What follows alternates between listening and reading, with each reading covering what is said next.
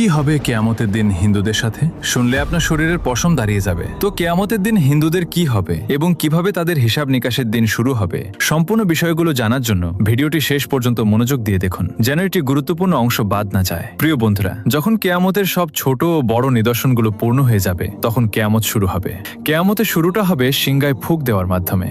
সিংগায় ফুঁক দেবেন ফেরেশতা হযরত ইসরাফিল আলাইহিসসালাম। হযরত ইসরাফিল আলাইহিসসালাম যখন থেকে সৃষ্টি হয়েছেন, তখন থেকে আল্লাহর হুকুমে সিংগায় মুখ রেখে আছেন। যেদিন আল্লাহর পক্ষ থেকে সিংগায় ফুঁক দেওয়ার হুকুম হবে, সেদিন প্রতিটি প্রাণী মৃত্যুর স্বাদ গ্রহণ করবে। তা পাখি হোক, জন্তু জানোয়ার হোক, জিন হোক, ফেরেশতা হোক কিংবা মানুষ। এমনকি আকাশ ফেটে গলিত তামার মতো লাল হয়ে যাবে। সূর্য ও চাঁদ দুটোই নিস্তেজ হয়ে একত্রিত হয়ে যাবে। তারাগুলো অনুজ্জ্বল হয়ে ছড়িয়ে পড়বে। সমগ্র পৃথিবী আল্লাহ তাআলার ভয়ে প্রচণ্ডভাবে কাঁপতে শুরু করবে। পাহাড় এমনভাবে চূর্ণবিচূর্ণ হবে যে তা ছড়িয়ে পড়া ধুলোর মতো মনে হবে। নদী ও সমুদ্রের পানি আগুনের মতো জ্বলে উঠবে। এই পৃথিবীতে যা কিছু জীবনের মতো অবশিষ্ট থাকবে, সবকিছু ধ্বংস হয়ে যাবে। এমনকি শেষ পর্যন্ত সেই প্রাণ যিনি সিংগায় ফুঁক দিচ্ছেন, অর্থাৎ হযরত ইসরাফিল আলাইহিসসালাম, তাকেও আল্লাহ তাআলা মৃত্যু দেবেন। আর সেদিন শুধুমাত্র একমাত্র মহান রব্বুল আলামিনের সত্তাই অবশিষ্ট থাকবে। এরপর যখন আল্লাহ তাআলার ইচ্ছা হবে, তখন তিনি আবার হযরত ইসরাফিল আলাইহিসসালামকে জাগিয়ে তুলবেন। তাকে আবার সিংগায় ফুঁক দেওয়ার হুকুম দেওয়া হবে। তিনি যখন সিংগায় ফুঁক দেবেন, তখন হযরত আদম আলাইহিসসালাম থেকে শুরু করে কিয়ামত পর্যন্ত যত প্রাণী এসেছিল, তাদের সবাইকে পুনরায় জাগিয়ে তোলা হবে। সেই সময় সবার আগে কবর থেকে বের হয়ে আসবেন সৃষ্টির শ্রেষ্ঠ নবীদের ইমাম হযরত মুহাম্মদ মুস্তাফা সাল্লাল্লাহু আলাইহি ওয়াসাল্লাম। এরপর হযরত মূসা আলাইহিসসালাম তার কবর থেকে উঠে দাঁড়াবেন। তারপর বাকি মানুষও তাদের কবর থেকে বের হতে শুরু করবে। তাদের সবাইকে হাসরের ময়দানে নিয়ে আসা হবে। সেখানে সব পুরুষ ও নারী নগ্ন দেহে এবং খালি পায়ে থাকবে। কিন্তু ভয় ও আতঙ্কের কারণে কেউ কারো দিকে তাকানোর মতো সাহস পাবে না, কারণ হাসরের ময়দানে সূর্য 10 গুণ বেশি তীব্র হবে। প্রত্যেকে মনে করবে যে সূর্য পৃথিবী থেকে মাত্র কয়েক গজ দূরে রয়েছে। তীব্র রোদের কারণে মানুষ ঘামে ভিজে যাবে। সেদিন 7 ধরনের মানুষ আল্লাহর আরশের ছায়া পাবে। নবী সাল্লাল্লাহু আলাইহি ওয়াসাল্লাম বলেছেন, রোদ আর তৃষ্ণার কারণে মানুষ ছটফট করবে। কেউ কারো অবস্থা জিজ্ঞাসা করার মতো অবস্থায় থাকবে না।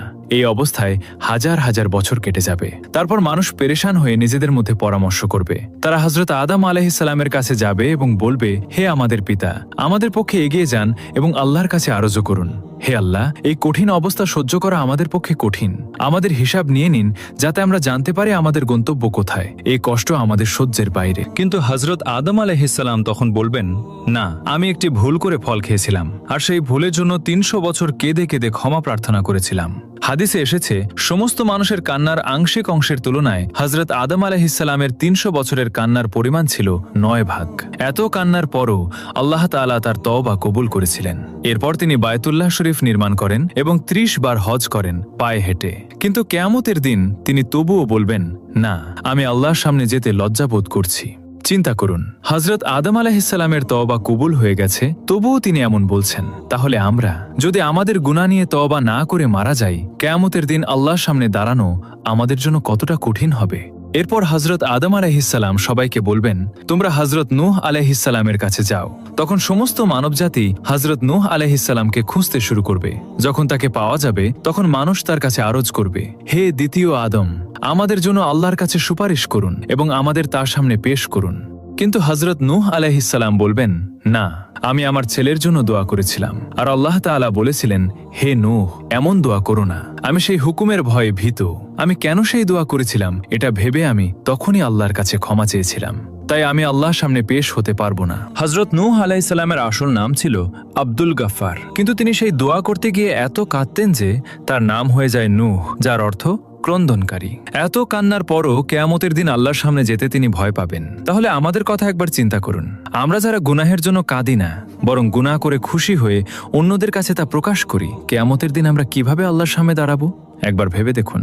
এরপর হযরত নূহ আলাইহিসসালাম বলবেন, তোমরা হযরত ইব্রাহিম আলাইহিসসালামের কাছে যাও। তখন সমস্ত মানবজাতি হযরত ইব্রাহিম আলাইহিসসালামকে খুঁজে তার কাছে অরজ করবে, হে আল্লাহর খলিল, আমাদের আল্লাহর সামনে পেশ করুন। কিন্তু তিনি বলবেন, না, আজ আমি আল্লাহর কাছে যেতে ভয় পাচ্ছি, কারণ আমার জীবনে 3টি ঘটনা ঘটেছিল যা মাসলেহাতের জন্য হলেও সত্যের বিপরীত ছিল। প্রথম ঘটনা হলো, তার কওম তাকে কোথাও নিয়ে যেতে চেয়েছিল, কিন্তু তিনি বলেছিলেন, আমি অসুস্থ। আসলে তাদের সাথে যাওয়া তার কাছে আধ্যাত্মিক অসুস্থতার মতো ছিল, তাই তিনি তাদের কাছে অজুহাত দেখিয়েছিলেন। কোরআনে আল্লাহ বলেছেন, তিনি বলেছিলেন আমি অসুস্থ। এখানে তিনি অসুস্থতার অজুহাত দেখিয়েছিলেন, যা সত্যের বিপরীত ছিল। তাই তিনি বলবেন আমি আল্লাহর সামনে যেতে লজ্জাবোধ করছি। দ্বিতীয় ঘটনা ছিল, তিনি তার স্ত্রী হযরত সারা রাদিয়াল্লাহু আনহাকে নিয়ে মিশরের দিকে যাচ্ছিলেন। সেখানে এক জালেম বাদশাহ ছিল। সে তার সৈন্যদের বলেছিল, যেখানে কোনো সুন্দরী নারী দেখবে তাকে ধরে আমার কাছে নিয়ে এসো। আল্লাহ তাআলা হযরত সারাকে অপূর্ব সৌন্দর্য দিয়েছিলেন, তাই সৈন্যরা তাকে ধরে নিয়ে যায়। সেই বাদশার নিয়ম ছিল, যদি কোনো নারীর স্বামী থাকে তাকে হত্যা করা হতো, কিন্তু যদি ভাই বা বাবা থাকতো তাকে হত্যা করা হতো না, তবে অন্যায় করা হতো। হযরত ইব্রাহিম আলাইহিস সালামের কাছে যখন জিজ্ঞাসা করা হলো তুমি এই নারীর কে হও, তখন তিনি নিজের জীবন বাঁচাতে বললেন এ আমার বোন। আল্লাহ তাআলা বলেছেন ঈমানদাররা ভাই ভাই, তাই ঈমানের দিক থেকে হযরত সারাকে তিনি বোন বলেছিলেন। এটি শরীয়তের দৃষ্টিকোণ থেকে জায়েজ ছিল, কারণ জীবন বাঁচানোর জন্য হারামও হালাল হয়ে যায়। তবুও তিনি এই কথার জন্য লজ্জাবোধ করেছিলেন। তৃতীয় ঘটনা ছিল, তিনি একবার মূর্তি ভেঙেছিলেন। যখন কাফিররা তাকে জিজ্ঞাসা করল আমাদের মাবুদকে কে ভেঙেছে, তিনি বললেন তোমরা তাকে জিজ্ঞাসা করো যাকে তোমরা বড় মনে করো। তিনি মূর্তি ভেঙে কুড়ালটি বড় মূর্তির কাঁধে রেখে দিয়েছিলেন, তাই তিনি বললেন বড় মূর্তির কাছে জিজ্ঞাসা করো। এটি তেমন বড় কথা না হলেও কাফিরদের বোঝানোর জন্য করা হয়েছিল, কিন্তু এটি সত্যের বিপরীত ছিল। তাই তিনি বলবেন আল্লাহর খলিল হওয়া সত্ত্বেও আমি আল্লাহর সামনে যেতে লজ্জাবোধ করছি। আমরা যারা দিনরাত মিথ্যা কথা বলি, মিথ্যা কসম খাই, অন্যের সামনে নিজের দোষ ঢাকতে মিথ্যা বলি, কিয়ামতের দিন আমাদের কতটা লজ্জাবোধ হবে একবার ভাবুন তো। এরপর হযরত ইব্রাহিম আলাইহিস সালাম বলবেন তোমরা হযরত মুসা কালিমুল্লাহ আলাইহিস সালামের কাছে যাও। তখন সমস্ত মানবজাতি হযরত মুসা আলাইহিস সালামের কাছে গিয়ে বলবে আমাদের জন্য আল্লাহর কাছে সুপারিশ করুন। কিন্তু তিনি বলবেন না, আমি সুপারিশ করতে পারবো না, কারণ একবার আমি আমার বিরোধী এক ব্যক্তির সাথে ঝগড়া করেছিলাম। নসিহতের জন্য তাকে একটি ঘুষি মেরেছিলাম যাতে সে বুঝতে পারে, কিন্তু সেই ঘুষিতেই সে মারা গিয়েছিল। আমি আল্লাহর কাছে ক্ষমা চেয়েছিলাম, তবুও সে আমার ঘুষিতে মারা গিয়েছিল, তাই আমি আল্লাহর সামনে যেতে লজ্জাবোধ করছি। তারপর হযরত মুসা আলাইহিস সালাম বলবেন তোমরা হযরত ঈসা আলাইহিস সালামের কাছে যাও। তখন সমস্ত মানবজাতি হযরত ঈসা আলাইহিস সালামের কাছে গিয়ে বলবে আমাদের জন্য আল্লাহর কাছে সুপারিশ করুন। কিন্তু তিনি বলবেন না, আমি আল্লাহর সামনে যেতে ভয় পাচ্ছি, কারণ আমার উম্মত আমাকে এবং আমার মাকে আল্লাহর সাথে শরিক করে ফেলেছিল। আজ যদি আল্লাহ আমাকে জিজ্ঞাসা করেন তুমি কি বলেছিলে আমার সাথে তোমাকে আর তোমার মাকে শরিক করতে, তাই আমি আল্লাহর সামনে যেতে ভয় পাচ্ছি। তারপর হযরত ঈসা আলাইহিস সালাম বলবেন তোমরা আল্লাহর প্রিয় নবী হযরত মুহাম্মদ সাল্লাল্লাহু আলাইহি ওয়াসাল্লামের কাছে যাও। তখন সবাই নবী সাল্লাল্লাহু আলাইহি ওয়াসাল্লামের কাছে যাবে। সেই সময় আল্লাহ তাআলা নবীদের জন্য মিম্বার তৈরি করবেন। সব নবী তাদের নিজ নিজ মিম্বারে বসবেন। নবী সাল্লাল্লাহু তাআলা আলাইহি সাল্লামের জন্য একটি মিম্বার তৈরি করা হবে, কিন্তু তিনি সেই মিম্বারে বসবেন না, কারণ তার মনে হবে যদি আমি এই মিম্বারে বসি তাহলে এটি জান্নাতে চলে যেতে পারে আর আমার গুনাহগার উম্মত পেছনে থেকে যাবে। তখন আল্লাহ তাআলা জিজ্ঞাসা করবেন হে আমার প্রিয় বন্ধু, আপনি মিম্বারে বসছেন না কেন? তখন তিনি বলবেন হে আল্লাহ, আমার উম্মতের গুনাহের বিষয়ে এখনো ফায়সালা হয়নি, আমি কিভাবে মিম্বারে বসি?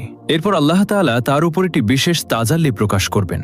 নবী সাল্লাল্লাহু তাআলা আলাইহিস সালাম বলেছেন সেই তাজাল্লির কারণে আল্লাহ তাআলা আমাকে মাকামে মাহমুদ দান করবেন। আমি সেখানে গিয়ে একটি সিজদা করব, আর সেই সিজদায় আল্লাহর এমন প্রশংসা করব যা আগে কেউ করেনি এবং পরেও কেউ করবে না। কান্নারত অবস্থায় আমি সেই সিজদা করব। আল্লাহ তাআলা আমার সিজদা কবুল করবেন এবং জিজ্ঞাসা করবেন হে আমার প্রিয় বন্ধু, আপনি কি চান? আমি বলবো হে আল্লাহ, আপনার বান্দাদের হিসাব নিয়ে নিন। আল্লাহ তাআলা বলবেন ঠিক আছে। হাদিসে এসেছে যখন অনুমতি দেওয়া হবে